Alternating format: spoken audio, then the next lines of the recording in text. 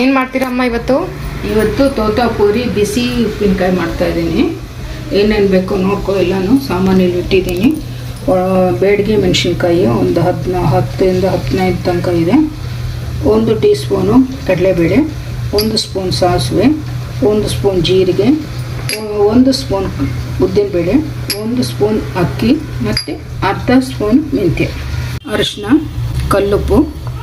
ಬಿಸಿ ಉಪ್ಪಿನಕಾಯಿಗೆ ಒಂಚೂರು ಬೆಲ್ಲ ಹಾಕಬೇಕು ಆಗುತ್ತೆ. ಮಾವಿನಕಾಯಿನ ಹಚ್ತಾ ಇದ್ದೀನಿ.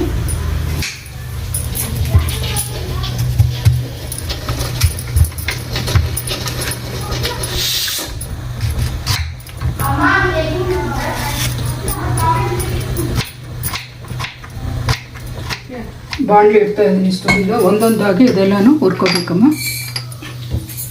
ಕಡಲೆಬೇಳೆ, ಮೆಂತ್ಯ ಹಾಕ್ತಾಯಿದ್ದೀನಿ. ಸ್ವಲ್ಪ ಗಟ್ಟಿ ಬರುತ್ತೆ ಜೀರಿಗೆ. ನೋಡಮ್ಮ, ಎಲ್ಲ ಕೆಂಪು ಹುರಿದಿದ್ದೀನಿ, ಗಮ್ಮಂತ ವಾಸನೆ ಬರ್ತಾಯಿದೆ. ಈಗ ಇಳಿಸ್ತಾ ಇದ್ದೀನಿ. ಇದನ್ನು ಮೆಣಸಿನ್ಕಾಯಿ ಹಾಕ್ಕೋಬೇಕು. ಸ್ವಲ್ಪ ಎಣ್ಣೆ ಹಾಕ್ಕೊಂಡು ಹುರಿಬೇಕು ಅದನ್ನು.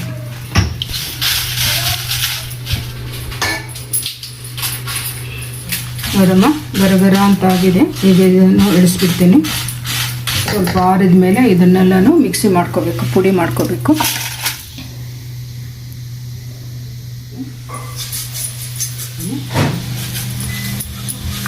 ಅರಿಶಿನ ಹಾಕ್ತಾಯಿದ್ದೀನಿ.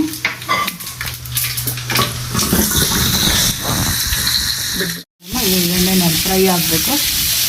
ಸ್ವಲ್ಪ ಆದಮೇಲೆ ಇದನ್ನು ಸ್ವಲ್ಪ ನೀರು ಹಾಕಿ ಕುದಿಸ್ಕೊಳ್ಳೋ, ಮೆತ್ತಗಾಗತ್ತಂತ ಮುಚ್ಚಿಟ್ಟಿರ್ತೀನಿ.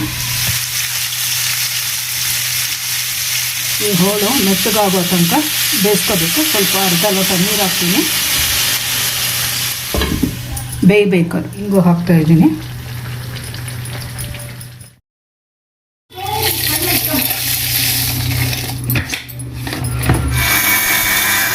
ಪುಡಿ ಆಗಿದೆ. ಈ ಥರ ತರಿಯಾಗಿರಬೇಕು. ತೆಗಿತೀನಿ. ಆಗಿದೆ ಮೆತ್ತಿಗೆ ಒಂದು ಸ್ವಲ್ಪ ಎಲ್ಲ ಹಾಕ್ತಾಯಿದ್ದೀನಿ. ರೆಡಿಯಾಗಿದೆ. ಇದನ್ನು ಬಿಸಿ ಬಿಸಿ ಅನ್ನದ ಜೊತೆಗೆ ತುಪ್ಪ ಹಾಕ್ಕೊಂಡು ತಿಂದರೆ ಚೆನ್ನಾಗಿರುತ್ತೆ, ಮತ್ತು ಮೊಸರನ್ನಕ್ಕೂ ತುಂಬ ಚೆನ್ನಾಗಿರುತ್ತೆ. ಮಾಡಿ ನೋಡಿ ಹೇಳಿ. ರೆಡಿ ಆಯ್ತಮ್ಮ? ಎಸ್, ರೆಡಿ ಆಗಿದೆ. ಬಿಸಿ ಬಿಸಿ ಅನ್ನ ರೆಡಿ. ಜೊತೆಗೆ ಹಾಕ್ಕೊಳ್ತೀನಿ. ನೋಡಿ ಟೇಸ್ಟ್ ಹೇಳು ಶಿವ.